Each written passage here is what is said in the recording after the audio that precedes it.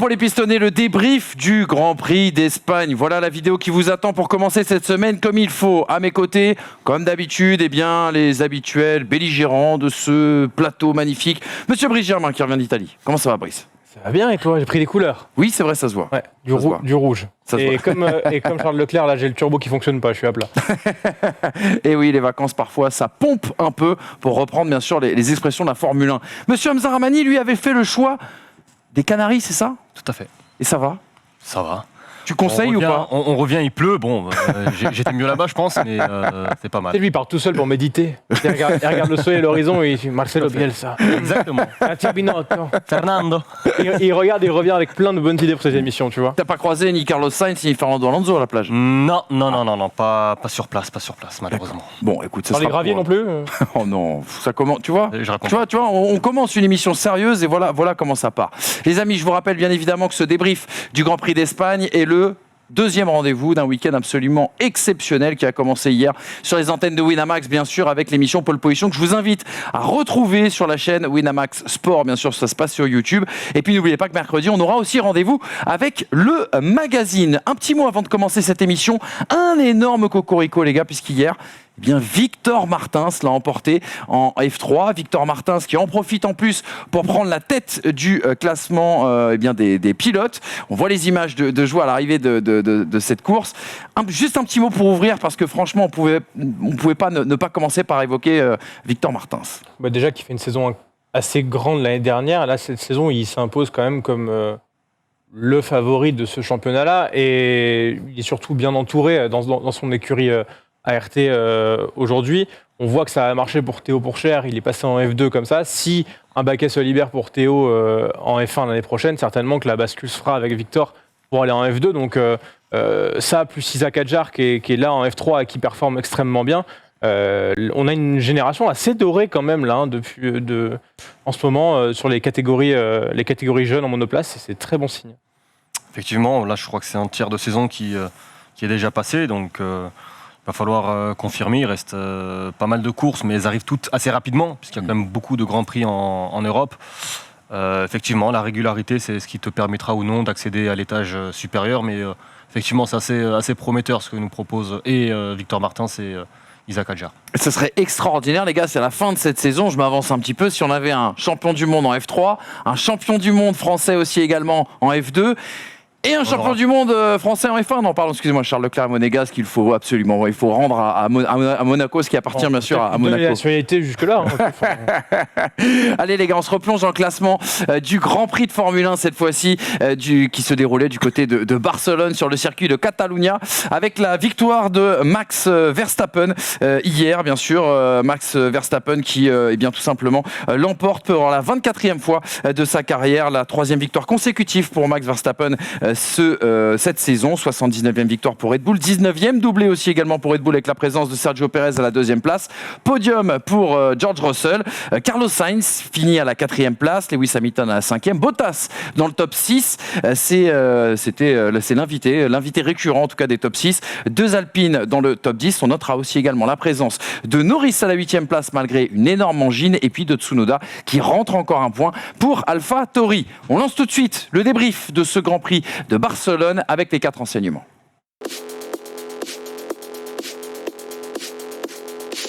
Et avant de partager les 4 enseignements avec vous, les gars, j'ai envie, là encore une fois, de refaire un petit tour de table parce qu'en début de saison, lors de la preview, Brice, tu nous disais, moi, le Grand Prix que j'attends le plus cette saison, et ça nous avait fait sourire, c'était le Grand Prix de Barcelone. Et hier, il faut le dire, on s'est régalé. Bah oui, on s'est régalé. Alors, c'est pas le circuit de Barcelone qui a fait qu'on s'est régalé, mais c'était l'endroit où on allait avoir le baromètre de la saison pour savoir si la saison allait être excitante ou non.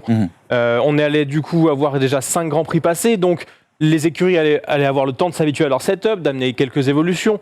Bref, avoir un vrai sens de la hiérarchie et un vrai sens du spectacle de cette saison, parce que souvent quand Barcelone est chiant, la saison est chiante, et quand Barcelone est bien, la saison est bien.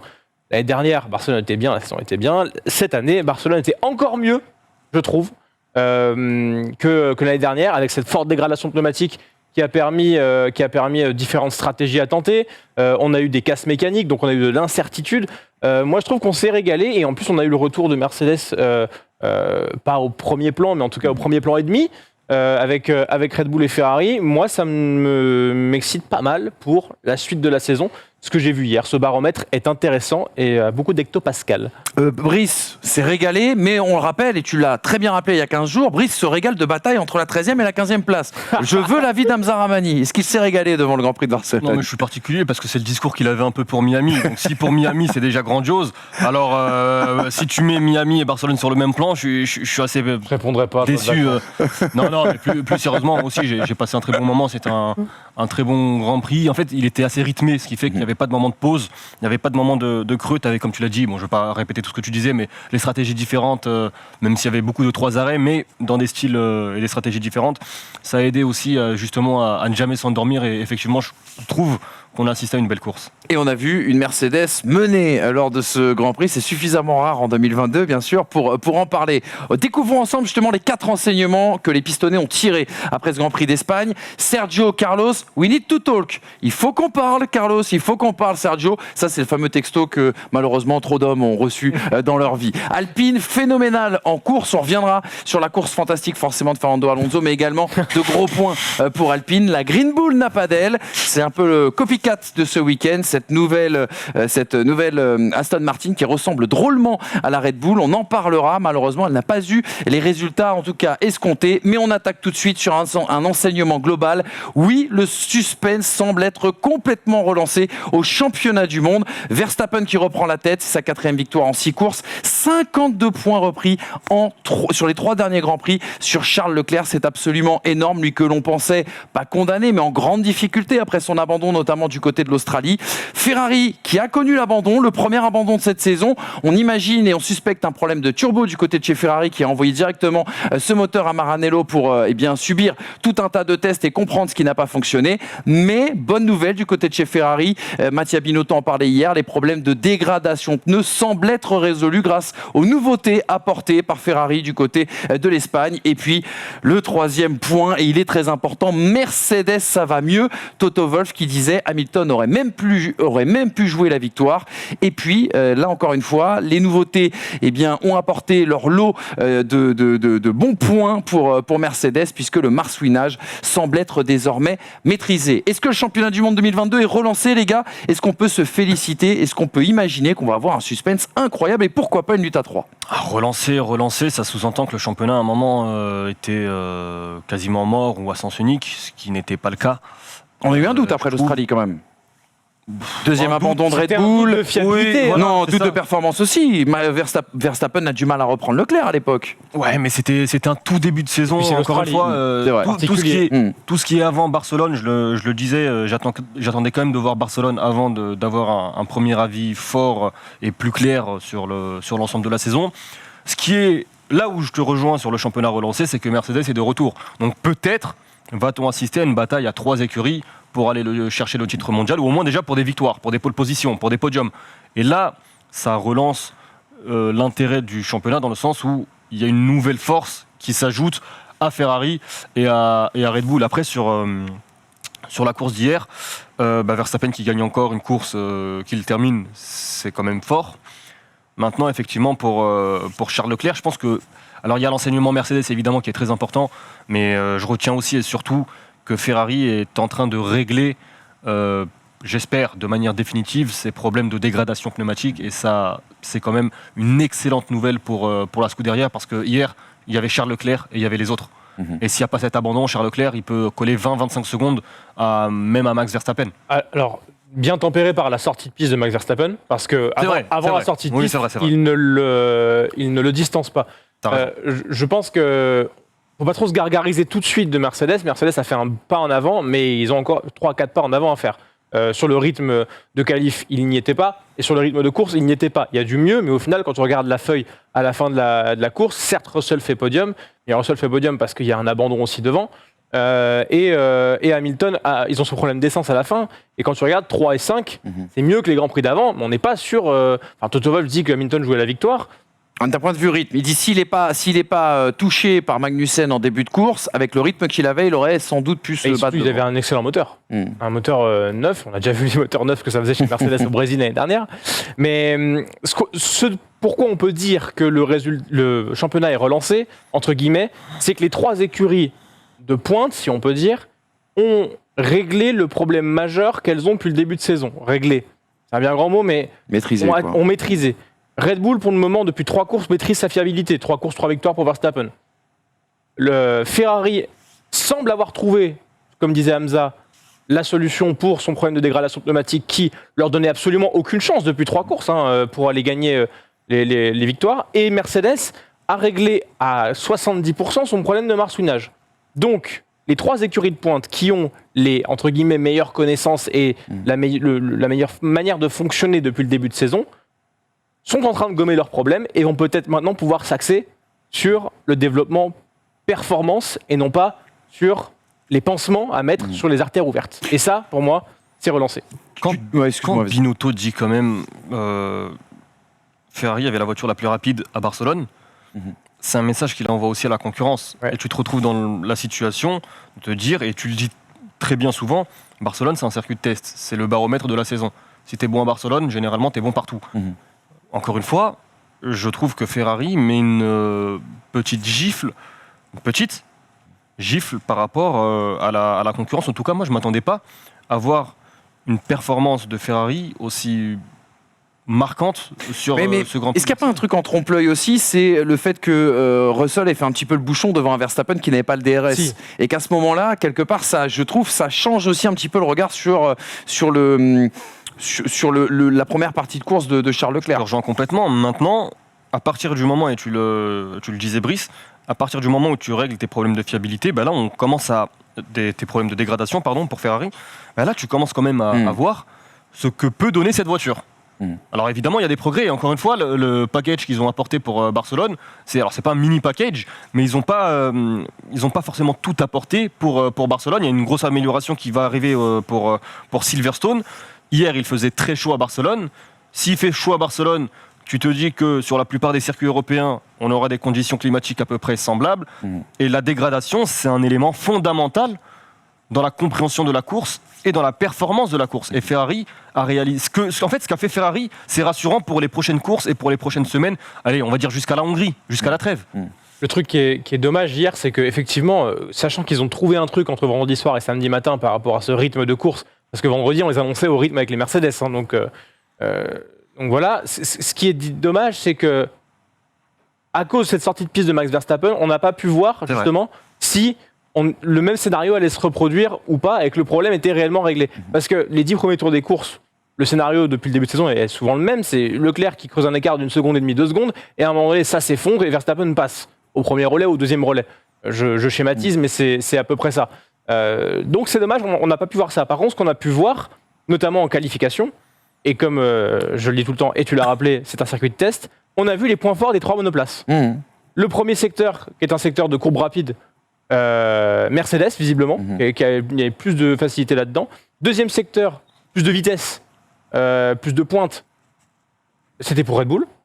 Et le troisième secteur, ultra sinueux, qui faisait la part belle au châssis, c'était Ferrari. J'ai l'impression... Alors, ça va peut-être pas se reproduire sur tous les circuits, mais que du coup, ça donne une petite photographie des points forts. Alors certes, le moteur Ferrari est très bon aussi, le moteur Mercedes a montré des améliorations. Mais on a eu quand même des petits patchs de, écoutez, voilà sur quel circuit telle monoplace sera bonne, parce qu'à Barcelone, on a vu qu'elle était bonne là-dedans.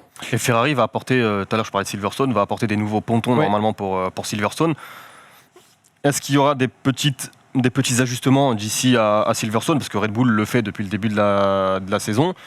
On sait que Red Bull fait tout pour faire perdre du poids à sa voiture. Ils auraient perdu 5 kilos, c'est entre Miami et Barcelone, là où Ferrari a gagné, je crois, 700 grammes en retirant un film transparent sur l'aspect esthétique. À voir. Et puis après, il y a Mercedes. Et Mercedes, moi, encore une fois, je suis assez rassuré là aussi, parce que en réglant ce problème avec le fond plat, avec le marsouinage, bizarrement, ou étrangement ou pas finalement, ça atténue beaucoup de problèmes qu'ils ont eu depuis le début de la saison. Et là, tu commences à voir une Mercedes qui finalement, elle est peut-être aussi performante. Alors, elle n'est pas, aujourd'hui, clairement, elle n'est pas au niveau ni de Red Bull, ni de Ferrari. Mais avec de la fiabilité, je sais qu'on en parlera dans le débat, il y a peut-être quelque chose aussi à les gratter pour Mercedes. Il y a un truc qui est quand même passionnant là, c'est qu'on a 3 équipes qui ont 3 philosophies. Concepts différents, en aéro, mais aussi en termes mental. Mercedes sont dans une logique ultra long-termiste on fait des tests pour comprendre notre monoplace pour arriver à la développer correctement. Ferrari, dans une logique beaucoup plus attentiste de réglage des packages qu'ils ont avant d'arriver sur un nouveau package. C'est-à-dire qu'on optimise le package à fond pour changer de package. Et Red Bull est dans une philosophie d'agressivité constante dans le développement. Un marqueur de ça, c'est pas un développement, mais c'est juste une anecdote. Hier, il s'en est fallu de 8 secondes pour que la température de l'essence soit bonne chez Red Bull. On prend le maximum de risques et on attend le dernier moment pour faire les choses. Pour ceux qui n'auraient pas compris, ça veut dire qu'à 8 secondes près, Verstappen démarre de la pit lane, de la voie des stands. Ouais. Oui. Donc c'est le risque est de rejoindre énorme, la piste, complètement. ça joue à 8 secondes. Donc c'est pour dire en fait qu'on a 3 philosophies aéro différentes, 3 monoplaces complètement différentes avec des points forts et des points faibles différents, et 3 philosophies d'écurie totalement différentes. Donc on va avoir vraiment quelque chose de palpitant, très quoi. plein en fait cette saison. Ouais, mais tu vois ce que tu dis sur Red Bull, moi encore une fois, le budget capé, Enfin, je vois pas comment Red Bull peut tenir cette cadence au niveau du développement. Alors, à partir du moment où il y a le budget capé, ils en font moins que les autres. Je sais pas. Ils en font moins. Tout dépend du concept de base aussi tout dépend du concept de base que tu as, et on en parlera dans la vidéo de mercredi, parce que je rappelle que mercredi on fera un débat full Mercedes pour expliquer comment ils ont réglé leurs problèmes, quels étaient les problèmes et une perspective, on va dire, vers l'avenir. Et on fera aussi également avec notre invité qui sera le F1 Whisperer, vous savez, un ingénieur aérodynamicien qui notamment est contributeur pour le blog de Jean-Louis Moncey, qui est quelqu'un de brillant et qui va nous expliquer toutes les mises à jour et toutes les stratégies justement de développement au sein des écuries. Et je vous spoil un truc, mais F1 Whisperer dit que Adrian Newey est peut-être le seul à avoir pris en compte le marsouinage, en tout cas, au moment de bâtir cette voiture. Donc peut-être aussi que le concept est peut-être un petit peu plus sain et que oui, il y a plus de mises à jour depuis le début de la saison, mais peut-être qu'elles sont moins coûteuses que celles, par exemple, amenées par Mercedes ou par exemple Aston Martin. Il y a peut-être plus de plans de secours. Exactement. Chez Red Bull. Des choses qui ont été anticipées en fait. Et puis accessoirement, c'est vrai que quand tu pars d'un 16 sur 20, c'est plus facile. Enfin, tu as besoin de moins dépenser pour arriver à un 20 sur 20 que quand tu pars d'un 14 ou d'un 10 sur 20 pour arriver à un 20 sur 20. Exactement. Juste quelques petites réactions, les amis. L'avis des gros bras, tiens, concernant ce championnat complètement relancé, ils étaient presque tous contents en fait à l'arrivée de cette course. C'est assez étonnant. Mattia Binotto, par exemple, qui dit: on est très satisfait. Après 6 courses, on a toujours une voiture qui est très performante, très rapide, avec laquelle on peut se battre pour des victoires. On n'a pas seulement démontré qu'on est capable de faire une bonne voiture, mais on a démontré qu'on est aussi capable de la développer. Max Verstappen qui nous disait, qui revenait sur le problème avec le DRS qui a été assez coûteux, mais à la fin nous avons quand même gagné la course. Nous nous adaptons rapidement quand on connaît des problèmes et on les contourne, et contrairement à Ferrari, nous n'avons pas abandonné, donc c'est déjà une bonne amélioration pour nous, car vous pouvez voir que ça fait basculer le championnat à nouveau. Et puis Lewis Hamilton qui retrouve enfin le sourire. Si je n'avais pas eu ce problème au début, qui sait où j'aurais terminé? La voiture s'est bien comportée en course, notre rythme est plus proche de celui des meilleurs, ce qui est génial. Donc c'est la première fois en tout cas dans cette saison qu'on a Ferrari, Red Bull et Mercedes qui ont le sourire et qui sont contents malgré l'abandon pour Ferrari bien sûr de Charles Leclerc. Passons au deuxième enseignement les gars, évoquons la question des numéros 2, la question des seconds couteaux, la question de Sergio Pérez et de Carlos Sainz. Pérez, forcément, qui a subi une frustrante stratégie d'équipe, lui qui a dû sacrifier sa course pour son coéquipier, qui a dû s'effacer d'abord en début de course devant Verstappen. Il a vu son premier relais aussi également rallongé après la sortie de piste de Max, l'interdiction de redoubler Max lorsqu'il le demande à la radio après son premier arrêt, et puis la consigne à la fin de ne pas attaquer Verstappen en fin de course. On l'a vu assez frustré, et c'est normal, dans son team radio. Et puis en face, un Carlos Sainz en grande difficulté, un départ complètement manqué, un coup de vent qui l'a envoyé au tapis. Alors vous me direz, c'est arrivé aussi à Max Verstappen, donc on va peut-être pas lui tomber uniquement dessus. Incapable de passer Bottas, pourtant muni d'une Alfa Romeo, sauvé en fin de course par le problème bien sûr de Lewis Hamilton, et un garçon qui n'est décidément pas en confiance avec cette voiture. Commençons peut-être déjà sur Sergio Pérez. J'ai vu quelques critiques les gars sur les réseaux sociaux, mais il aurait dû plus résister, il aurait dû montrer plus de caractère. Clairement, il n'est pas chaud à Sergio Pérez hier. Il négocie son baquet dans 6 mois. Hein. Oui, voilà. Pas dans 6 mois, dans 3 mois. Dans 3 mois, oui. Donc, il y a un moment donné, en fait, c'est très facile, et même pour nous, de parler depuis chez nous. Pérez, c'est un employé d'une entreprise. Hein. C'est-à-dire qu'on lui demande de faire quelque chose, pas parce que tu as envie de briller que concrètement, tu vas spolier ta hiérarchie. Donc là, à partir de là, je comprends. Hein. Évidemment, c'est un sportif et c'est pas l'esprit du sport d'être une entreprise. L'esprit du sport, c'est de chercher la première position. Néanmoins, je le comprends, s'il veut rester en Formule 1 et surtout avec cette monoplace qu'il n'a jamais eu dans le passé dans les autres écuries, il n'est pas le choix que de s'y plier. Maintenant, Sergio Pérez, la seule chose qu'il peut faire, et il l'a fait, je trouve, c'est dire qu'il n'est pas content. Mais est-ce que ça va changer quelque chose avec les zigotos qu'il y a en haut de chez Red Bull? Je ne suis pas sûr. En fait, c'est une stratégie qui est compréhensible, je me mets à la place de Red Bull, mais qui est frustrante et décevante dès le début de cette saison.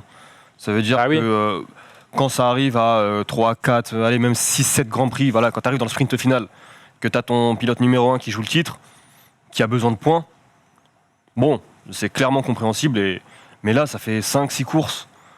Si tu te dis dès le début de saison, tu te retrouves dans cette situation, est-ce qu'en fin de saison, si jamais Max Verstappen est 4e, est-ce que Sergio Pérez, qui pourrait gagner la course, lui dit d'abandonner ou de laisser passer Verstappen pour qu'il monte sur le podium? Enfin, c'est frustrant. La réponse est oui. Moi, je la comprends, la frustration de Sergio Pérez.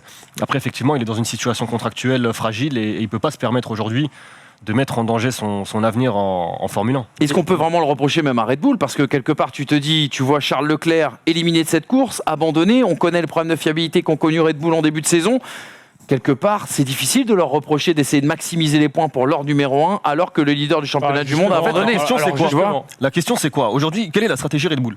Est-ce que, comme tu l'as dit, tu maximises les points pour ton pilote numéro 1, Max Verstappen? C'est ça la stratégie, je pense. Est-ce que tu maximises les points pour l'écurie Red Bull? Parce que tu fais les deux. Mais justement, tu fais les deux. On parle de problème de fiabilité. Problème de fiabilité, on est d'accord que ça touche à 50% le pilote numéro 1 et le pilote numéro 2, dans l'esprit même du truc.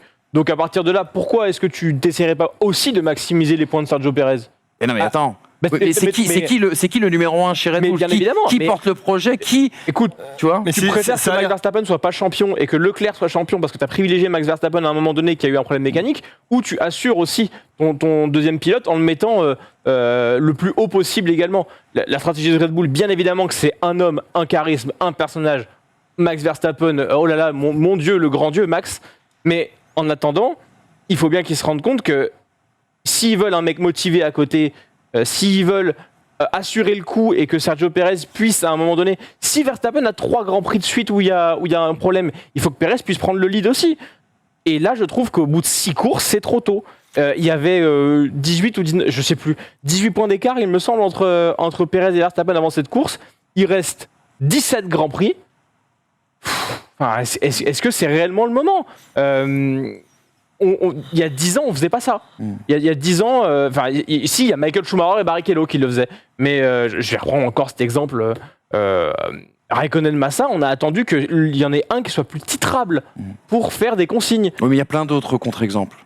Il y a Alonso Massa, il y a plein d'autres contre-exemples dans l'histoire de la Formule 1. Alonso était largement devant Massa. Il y a Hamilton Bottas. Non, mais au-delà de ces exemples, moi, ce qui me gêne en fait hier sur Barcelone, c'est dommage. C'est que tu te retrouves dans une situation, d'où ma question, maximiser Verstappen ou Red Bull. C'est que sur la fin de course, ok, Pérez est 1, Verstappen est 2. Bon, l'échange, le swap semble facile. Mais lorsque Sergio Pérez est 3e, qu'il bute. Non, lorsque Verstappen est 3e, qu'il bute sur Russell, que Sergio Pérez arrive avec des pneus plus frais en 4e position, qu'il a un rythme où je crois qu'il collait quasiment 1 seconde à Russell et Verstappen. Et un DRS qui marche. Contrairement à Verstappen. Qu'à ce moment-là, Pérez demande la position et qu'on lui dit, oui, ok, mais qu'on ne fait pas passer le message à Max Verstappen. À ce moment-là, le message, c'est quoi? C'est que tu maximises pas les points pour Red Bull.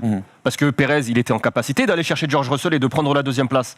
Tu maximises les points pour Max Verstappen. Donc là, l'enseignement que moi, en tout cas, je tire de Barcelone, c'est que Red Bull, aujourd'hui, c'est un all-in sur le championnat du monde pilote et sur Max Verstappen, avant de maximiser les points pour le championnat du monde constructeur et pour exactement. Et la déclaration de Christian Horner après la course est totalement en ce sens.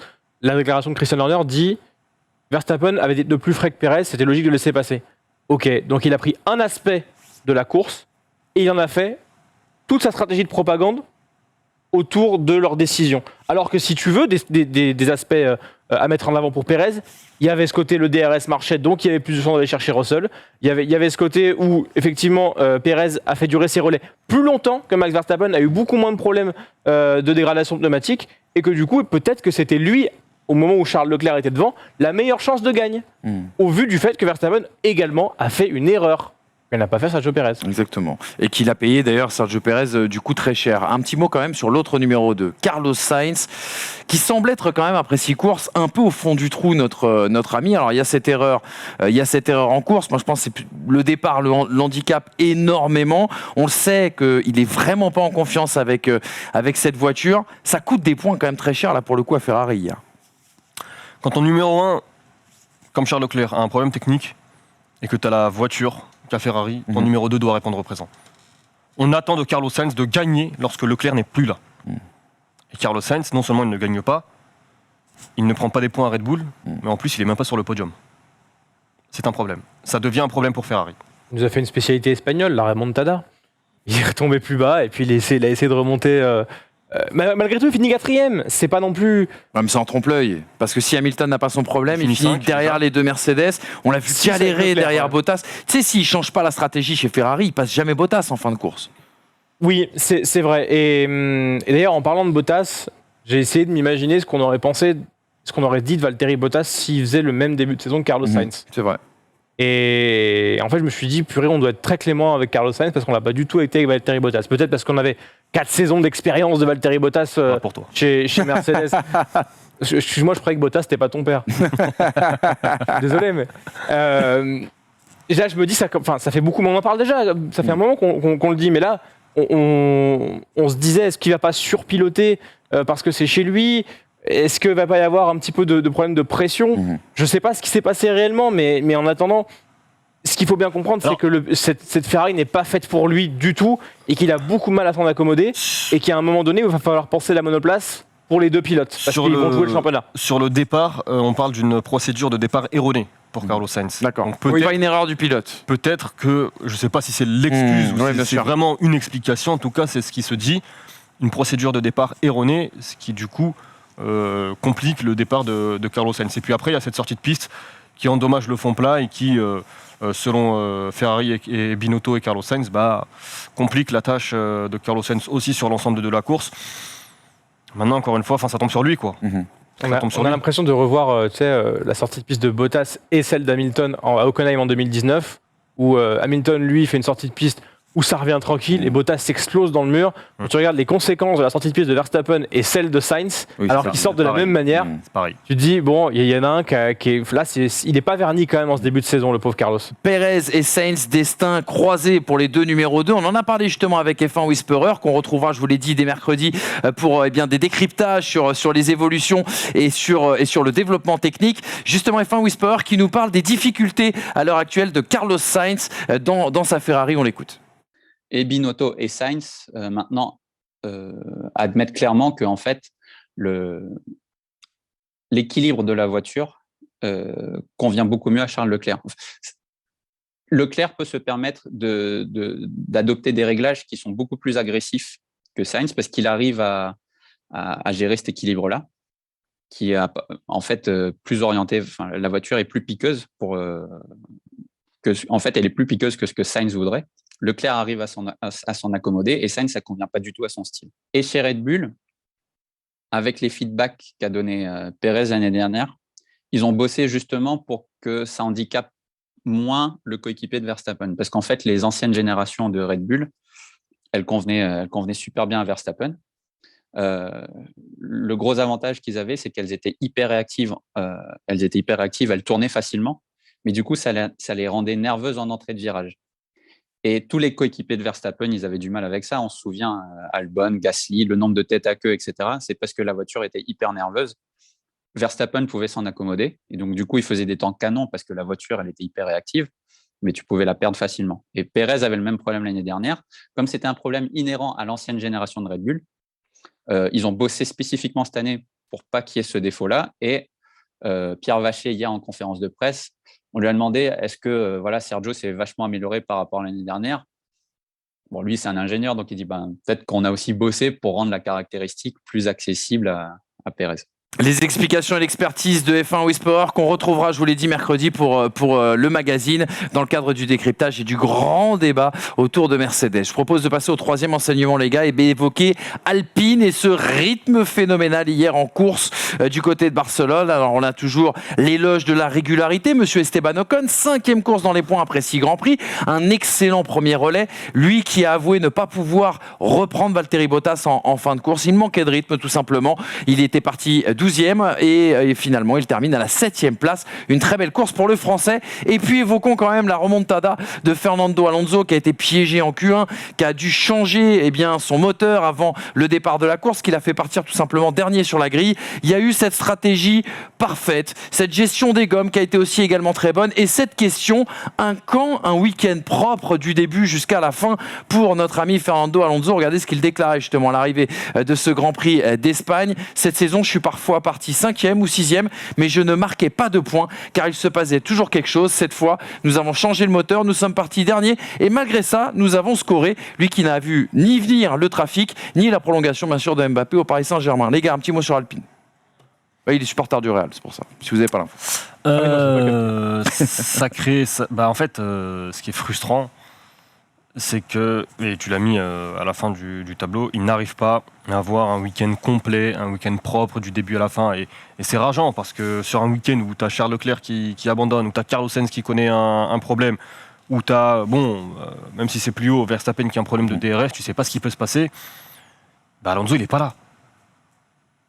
Et ça commence à devenir agaçant d'avoir toujours un pépin sur le week-end. Là, cette fois, c'est la séance de qualification, il y a une incompréhension entre Alonso et son pit wall.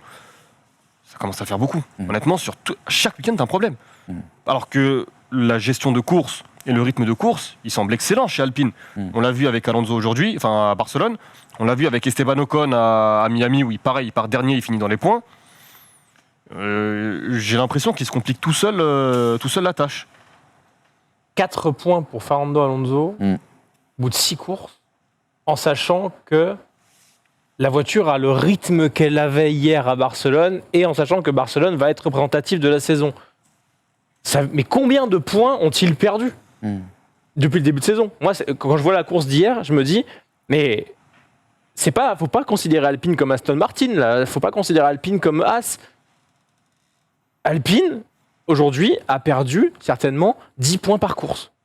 À cause de ses soucis, à cause du fait de ne pas tout aligner à chaque Grand Prix. Je sais bien qu'on ne peut pas le faire à chaque fois, mais le faire 0 fois. En fait, là, c'est la régularité dans les problèmes. Dans le pépin. Le pépin qui va arriver. Mais les pépins, c'est pas un pépin comme hier où il perd 3 secondes au stand ou 4 secondes au stand et finalement tout va bien. C'est un pépin qui, depuis le début de la saison, leur fait perdre absolument tout, soit en qualification, soit en course. Donc il y a un moment donné, je ne sais pas si c'est un manque d'expérience de ce nouveau board, des nouvelles personnes qui sont là-bas, je pense pas. Mais c'est des risques de fiabilité pris sur le moteur. On a retrouvé de la performance, on a pris des risques. Sur la Q1, c'est pas un problème de fiabilité. Non, mais d'accord, mais je veux dire, s'il part dernier, c'est parce qu'il change le moteur aussi. Et c'est pas la première fois qu'il change le moteur. Je sais pas combien de moteurs Fernando Alonso en est depuis le début de la saison. Mais plus que ça, je crois. Parce que justement, il a été pénalisé. Donc ça veut dire qu'il doit être à son 4e moteur, peut-être. J'ai pas de souci avec ça parce que c'est assumé. Au début de saison, Alpine, Laurent Rossi nous dit ça va se passer comme ça, performance puis fiabilité. Et moi, franchement, voir une écurie galérer sur un plan de structuration et qui nous disent vous allez voir, on va galérer, mais ça ira mieux. Moi, j'ai pas de problème avec ça parce qu'ils m'annoncent le plan. Et si le plan est de dire écoutez, on a tout focalisé là-dessus et après on verra, moi, la performance, je la vois de l'Alpine. Clairement. Elle est là. Hein. Et on peut s'en féliciter aussi, quoi. Oui, voilà, on peut aussi bien dire que la fiabilité n'est pas au rendez-vous, mais que la performance, elle semble être. Mais quand il n'y a pas de problème, j'ai l'impression qu'il s'en crée. Concrètement. Attends, que Alpine s'en crée ou que Fernando Alonso s'en crée ? Non, Alpine. C'est pas toi hier qui disais que Alpine ne méritait pas Fernando Alonso. Oh, c'est une private joke. Oh. Non, mais attends. Non, parce qu'après, on va encore avoir des problèmes avec Alpine. Je vais recevoir des mails la semaine prochaine en me disant qu'on n'est pas assez je sais quoi. Non, c'était une vanne sur les réseaux. Mais Alpine, en fait, ce qui est rageant, c'est que là, tout à l'heure, tu disais c'est pas As. Concrètement, moi, sur ce que je vois depuis le début de la saison, au niveau de la performance, c'est la 4e force du plateau. Bien sûr. Moi, aujourd'hui, c'est largement au-dessus de McLaren. C'est peut-être qu'à la lutte avec Alfa Alfa Romeo aujourd'hui c'est un seul pilote. Oui, c'est vrai. Bottas. C'est vrai. Donc aujourd'hui tu te retrouves dans une situation où Ocon et Alonso, on l'a souvent dit, et je le pense vraiment, c'est l'un des meilleurs line-up du plateau. Quand tu as ce potentiel avec la voiture, ça veut dire que à la régulière, c'est P7, P8 en qualification, P7, P8 en course. C'est le minimum. Et si jamais au-dessus il y a des pépins, avec un peu de chance, tu peux aller taper un podium. Et là, tu te crées, comme tu le disais, des problèmes. Et ça, c'est pas ce qui va t'aider justement pour aller chercher le gros résultat. On le disait, je crois que c'était après Miami où il y a 3 ou 4 semaines. On le disait, Fernando Alonso, je le sens, il a tellement de pépins qu'à un moment, le jour où il aura un week-end clean, il va faire un giga résultat. Mais bon, à un moment, il va falloir qu'il arrive ce résultat. Est-ce qu'on n'est pas un peu dur, moi les gars, je me fais l'avocat du diable, est-ce qu'on n'est pas un peu dur aussi avec Alpine, qui repart sur un tout nouveau projet, qui mine de rien, on avait des grandes craintes. Rappelez-vous le titre qu'on avait sorti sur cette vidéo de preview, Alpine déjà dans la sauce pour l'interrogation. Enfin, je veux dire, il faut aussi relativiser, se dire, la performance en effet elle est là, il y a un nouveau management au sein de cette écurie, on savait qu'il y avait des problèmes de fiabilité parce qu'ils ont pris des risques. Quelque part, est-ce qu'il ne faut pas leur laisser du temps ? Le problème, c'est que là, c'est pas un problème de fiabilité. Comme tu disais, moi, entre performance et fiabilité, à partir du moment où Alpine aujourd'hui ne peut pas jouer le titre ni constructeur ni pilote, il n'y a aucun mal. Et moi, je suis pas à leur place, mais ça me semble évident quand même comme stratégie de développer d'abord la performance, puisque la fiabilité viendra après. Moi, il n'y a pas de. Surtout que la performance est bloquée sur le moteur. Moi, j'aimerais comprendre le projet d'Alpine, parce que. On nous dit qu'on est un peu méchant, machin. Enfin, moi, je suis pas méchant, j'ai rien contre eux, j'ai rien pour eux. À part qu'ils sont français et je m'en félicite qu'on ait une écurie française. Mais il y a un moment donné, il va falloir qu'on pige ce pourquoi les choses sont faites et pourquoi ils vont dans telle direction. Tu me dis, on est méchant avec eux parce que c'est un nouveau projet. Non, méchant, c'est pas méchant. C'est de dire que quand je vous écoute, les gars, j'ai l'impression qu'il y a plus de négatifs que de positifs. C'est parce qu'on s'attend à beaucoup. On s'attend à beaucoup parce que, alors c'est peut-être si tu veux jouer le titre mondial, c'est que tu as les ambitions d'aller chercher le titre mondial. Dans son Grand Prix. Oui, mais attends, on nous a déjà fait le coup en 2016 un peu. Non, je sais bien. Alors c'est pas le même projet. Mais le projet repart à zéro. Oui, mais alors ma question, ça va être combien de fois le projet est reparti à zéro ? Combien de fois ? Est-ce que Ricciardo, l'année, c'est repartir à zéro ? Est-ce que ramener Ocon, se séparer d'Abitbull, c'est repartir à zéro ? Est-ce que virer Prost et puis mettre Safnauer, c'est repartir à zéro ? La feuille blanche, pour moi, c'est Ferrari 2020, par exemple. Ça, c'est une feuille blanche. Là, j'ai pas l'impression que... c'est soit une feuille blanche tous les ans, auquel cas, au final, tu n'avances pas. Parce que c'est quand même une voiture qui n'a pas évolué pendant 2 ans, quasiment. L'Alpine, la Renault devenue Alpine, on sait qu'ils avaient tiré un trait pour préparer justement 2022. Alors peut-être qu'on est impatient. C'est possible aussi. Peut-être qu'on est impatient. Mais effectivement, si tu prends les dires de Laurent Rossi, il nous a pas menti. Laurent Rossi nous a dit, vous allez voir, on va avoir une fiabilité horrible, mais par contre, on va avoir une belle performance. C'est le cas. Mais il n'y a pas que ça. Il y a aussi des bourdes, il y a aussi des pépins. Et mine de rien, le peu de fois où tout se passe bien, on a envie que l'écurie soit à la hauteur de la monoplace qu'ils ont créée, qui a quand même l'air vraiment sympa, quoi. Il y a peut-être une inquiétude autour de la dégradation pneumatique, peut-être à cause de la chaleur. Tout à l'heure, on parlait de Ferrari qui a peut-être résolu ce problème et qui te permettrait éventuellement d'aspirer à de bonnes performances et de bons résultats lors des Grands Prix européens avec et sous la chaleur. Alpine, il faudra surveiller les prochains Grands Prix avec cette chaleur étouffante. Mais est-ce que c'est la chaleur qui a rendu la dégradation peut-être plus prononcée sur ce Grand Prix ? C'est à surveiller. J'aurais appuyé un dernier truc. Ça fait 1 an et 6 courses qu'on voit Esteban Ocon aux côtés d'Alonso. Il n'y a pas grand moment où il me déçoit, Esteban. Clairement, c'est impressionnant. Wow. C'est vrai qu'on ne le dit pas assez. Je veux dire, c'est pas en étant français, mais on lui a tellement promis l'enfer. Même avec ces monoplaces-là, nouvelles et tout, ça repart entre guillemets à zéro. Alors certes, Alonso est plus développeur, visiblement, de cette Alpine. Oui, mais ça matche bien. Ils sont très complémentaires. C'est peut-être l'une des paires les plus complémentaires. Il score, quoi. Mais il score. Après Bottas, c'est lui, au championnat constructeur, au pilote, pardon. Ouais, c'est les trois écuries de pointe, Bottas et lui. Alors effectivement, c'est pas, entre guillemets, pas normal. Il devrait être à la place de Bottas. Il y a Norris aussi. Norris, ouais. Le 3e meilleur pilote de l'histoire de McLaren. Ouais, c'est ça, pardon. On va la faire à chaque fois. Je t'ai mis en orange pour ça, peut-être. Exactement. Non, mais en fait, là, je pense que c'est pas la priorité, parce qu'effectivement, la priorité, c'est de développer la performance et d'avoir un rythme de course. Je pense que le rythme de course est plus important que le rythme en qualification, parce que c'est les courses qui apportent les points, jusqu'à preuve du contraire. Mais le jour où ils peut-être solutionneront ce rythme en qualification, si tu pars de plus haut, tu auras peut-être...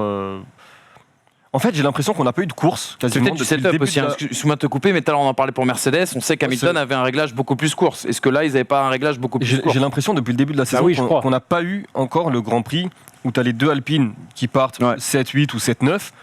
Et en fait, qu'on ne peut pas voir dans un positionnement normal de début de course par rapport à la hiérarchie de la voiture, la performance de la voiture, ce que peut donner un Grand Prix entre guillemets normal. La seule chose qu'on a vu jusque-là, c'était un Alonso 5e et qui dégringolait parce que la performance n'était pas là.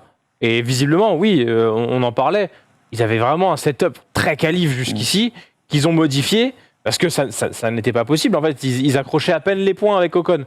Et là, les deux sont dans les points. Il y a déjà une amélioration. Et en plus, en partant, Alonso est parti 20, Ocon part 12. Donc effectivement, si à un moment donné, ils arrivent à trouver ce réglage pour la qualification qui vont... Il n'y a pas les pénaliser pour la course.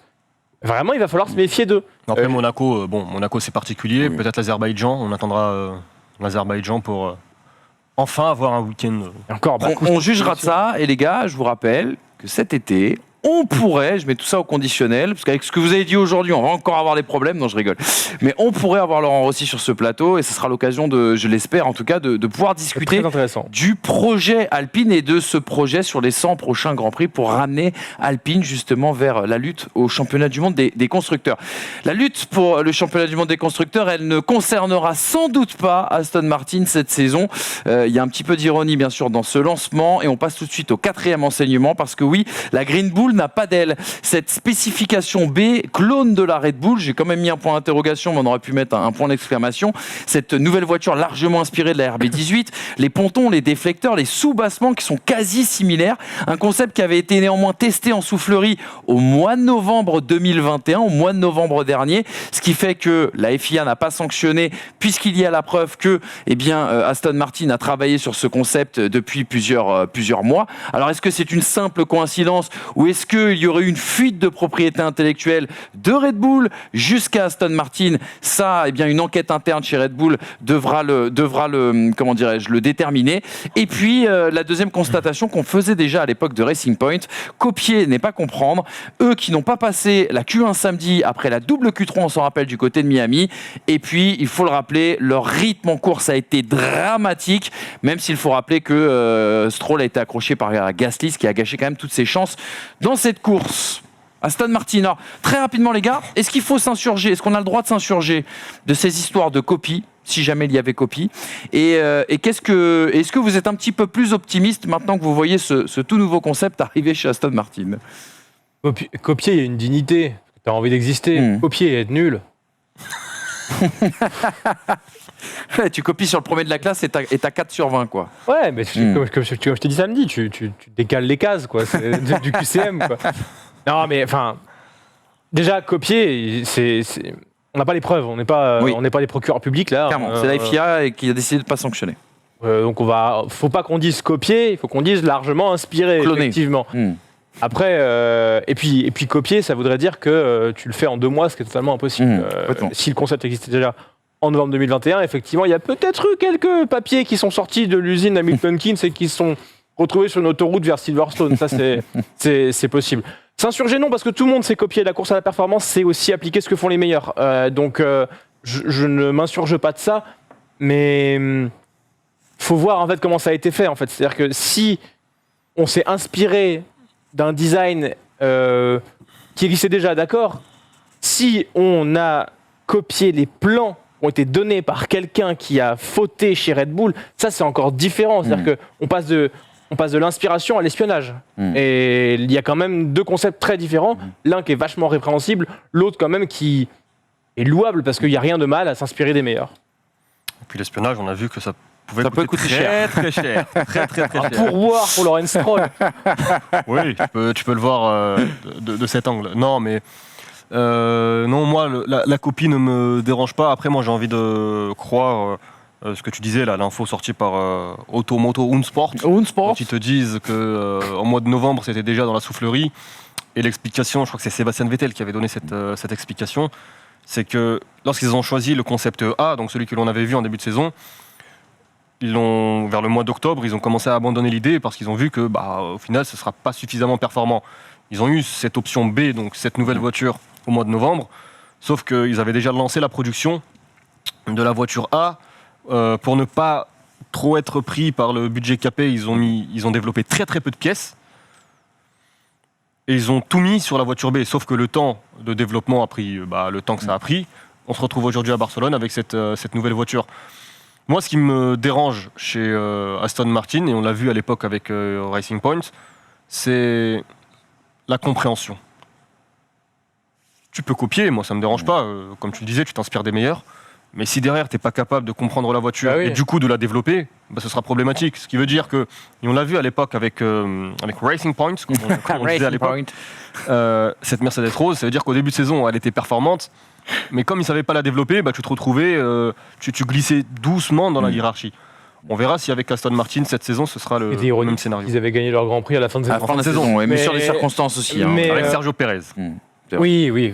Mais la pole était de Lance Stroll. Ce qui se passe aussi, c'est qu'il va falloir analyser, parce que là, et moi le premier, je m'en amuse, mais le concept est inspiré de la meilleure voiture, et c'est la pire voiture. donc c'est drôle. Enfin, c'est pas la pire, c'est drôle, mais il faut bien se dire un truc, c'est que s'ils commencent avec cette voiture maintenant, c'est qu'ils ont l'expérience sur cette voiture de quelques jours, semaines, alors que Red Bull a l'expérience de leur voiture depuis 4 mois, entre guillemets, de développement. Donc, il faut aussi leur laisser du temps par rapport à ce concept, si jamais il n'est pas copié illégalement, de comprendre le setup, voir les réglages possibles, et peut-être que dans 4-5 courses, on aura une Aston Martin qui jouera les points de façon un peu plus régulière, on va dire. Parce que, en fait, l'histoire de cette copie, si jamais tu copies une voiture, juste parce que, de toute façon, c'est infaisable. On va être clair, ils n'ont pas vu la Red Bull du premier Grand Prix, ils se sont dit waouh, elle est belle, on va la copier et en 2 mois, ça c'est impossible. C'est impossible. Maintenant, soyons fous, on va aller dans cet exemple. Si aujourd'hui, Aston Martin choisit de copier de l'extérieur Red Bull, moi je suis ingénieur Aston Martin, qu'est-ce que je fais là ? Oui, moi je propose mes idées. Si le but aujourd'hui en Formule 1, c'est de copier la meilleure équipe, qu'est-ce que je fais là ? Mais si tu as un ancien de la maison Red Bull, par exemple. À Pôle emploi et c'est plus rapide, si tu as un ancien de la maison Red Bull, par exemple, et que tu t'appelles Dan, par exemple. Et que voilà. Et que tu es chef aérodynamicien pendant 15 ans. Et que tu as eu l'occasion de réfléchir un peu à ce concept 2022 chez Red Bull et que tu arrives. Bon, voilà. Regardez cette déclaration de Sébastien Vettel. Il est assez optimiste, Sébastien Vettel, même s'il met un énorme penalty bush à sa voiture en tout début. Nous avions le rythme de qualification d'une F2 en course. Mais au moins, nous avons su gérer les pneus et une stratégie à 2 arrêts, même si je ne pense pas que ça ait fait une grande différence en fin de compte. Il nous reste encore beaucoup de travail à faire sur ce nouveau package. Nous savions que nous n'allions pas progresser immédiatement, mais nous pensons aller dans la bonne direction pour la suite. Sébastien Vettel, qui aime autant les avions et l'écologie que Yann Arthus Bertrand. Le dernier pilote qui a parlé de Formule 2 à l'époque, c'était GP2 Engine. Ouais. Il est passé à côté d'une place en IndyCar. Et attention, ça peut avoir aller très, très loin. Une petite répercussion sur sa carrière. Après, effectivement, il a raison. Il faut apprendre à connaître cette voiture, à développer cette voiture, puisqu'ils sont à l'aveugle. Et d'ailleurs, Sébastien Vettel a terminé la course complètement à l'aveugle, parce qu'il n'y avait plus de data dans le pit wall et il termine 11e. Bon. On termine donc avec ce 4e enseignement, l'occasion de faire un petit point sur le classement, bien sûr, aux pilotes et constructeurs, à l'issue de ce Grand Prix d'Espagne. 6 points d'écart désormais avec Max Verstappen, nouveau leader. Perez, lui, a 11 points d'avance sur George Russell. Et on voit la situation de Sainz assez compliquée. Rien n'est terminé, bien évidemment, mais qui a pris pas mal de retard. Et puis Red Bull aussi également, qui repasse en tête des constructeurs devant Ferrari, qui retombe à la 2e place. Si vous souhaitez aller plus loin, les amis, dans cette discussion, réflexion autour de cette Aston Martin qui ressemble énormément à la Red Bull, je vous invite à aller tout de suite sur la chaîne, bien sûr, de Winamax, où dans l'émission Pole Position, on a fait tout simplement un joli débat. Vous allez avoir la vignette qui va apparaître là juste derrière. Donc voilà, n'hésitez pas. On a eu l'occasion d'en discuter notamment avec Lucas Parlé-Fin. Une discussion d'esprit, une discussion de philosophie et un titre assez punchy, Aston Martin, le bouffon vert. Voilà, vous avez 20 minutes en tout cas pour faire le tour de ce sujet. D'ailleurs, lors de cette émission, il faut le dire, les esprits étaient bien connectés, les dons de voyance étaient bien présents, et j'espère qu'on vous a fait gagner de l'argent. Petit reminder, quoi, on va dire. Je ne vois pas comment Verstappen ne peut pas gagner ce Grand Prix. Et attention à Carlos, qui va sûrement vouloir briller. Victor, attention à pas surconduire aussi pour lui. Est-ce qu'une Mercedes peut s'inviter sur ce podium, les gars? Oui, je pense que oui. Pareil. Au À la régulière? oui, je pense. Parce que Unanimité. en basket, on parle de 6e homme. En F1, cette saison, on va parler de 7e homme. C'est un Finlandais qui boit du café. Il a vendu pas mal de tableaux dernièrement. Ouais, et franchement, s'il y a du grabuge devant, c'est celui que je vois intégrer le top 6. J'ai pas dit son nom, Valtteri Bottas, pardon. Voilà, c'est un avis tout à fait personnel qui ne sera pas suivi par mes amis en plateau, mais c'est celle-là. Oh, purée. Le top 10 de Fernando Alonso à C'est de la 2,65. propagande. Vous ne mettez absolument pas de PEL dessus. Une petite pièce si vous êtes joueur et que vous y croyez. Pourquoi plus George Russell que Lewis Hamilton? Question taquine. Parce qu'il est plus à l'aise avec cette Mercedes depuis le début de saison que Lewis Hamilton. Je vais redire ce que j'ai déjà dit plein de fois. Lewis Hamilton est habitué à un train qui est sur des rails avec cette Mercedes. George Russell a été habitué à conduire avec une voiture totalement instable. Donc forcément, c'est plus facile de conduire une voiture moins instable qu'une voiture plus instable. Tout à fait logique pour le moment. Lewis Hamilton va se remettre, et il commence à se remettre de cette monoplace-là. Mais George Russell, pour le moment, montre plus de choses. Ça va changer. Mais en l'occurrence, là, c'est celui qui est le mieux placé. Et c'est celui qui comprend le mieux et qui optimise le mieux les choses pour le moment. Donc, George Russell. Il part plus haut, il fait que les top 5 jusqu'à aujourd'hui, il est confiant. Ça marche bien. Ah là, punchline sur punchline. Magnifique, Mais quel homme! magnifique. C'est simple, c'est limpide, c'est efficace. Vous me capsulez tout ça et on met ça direct sur les réseaux On n'a pas envie de sociaux. rater le départ pour ça. Voilà, belle ambiance sur le plateau de Pole Position. N'hésitez pas à aller voir cette très très belle émission. Les amis, c'est fini pour ce débrief, en tout cas pour ce lundi. Je vous propose qu'on se donne rendez-vous mercredi. Regardez un petit peu le programme, tiens, pour vous donner un petit peu l'eau à la bouche. Il y aura un débat autour de la question de Mercedes. Mercedes est-elle éternelle? Pourquoi on a assisté au pire début de saison de l'ère hybride de la part des Allemands? Quelles stratégies ont-ils mis en place pour revenir au premier plan? 2022 sera-t-elle une année de transition ou un retour au sommet? On en parlera bien sûr avec F1 Whisperer, notre ami ingénieur aérodynamicien, contributeur du blog de Jean-Louis Moncey, qui viendra tout nous expliquer, et il nous expliquera et décryptera aussi la course au développement après Barcelone. Ça va être un épisode absolument passionnant, alors restez avec nous, on se donne rendez-vous mercredi à midi, vous en avez pris l'habitude maintenant depuis quelques années. Bonne journée à toutes et à tous, merci Brice, merci Hamza, et surtout on ne change rien pour mercredi.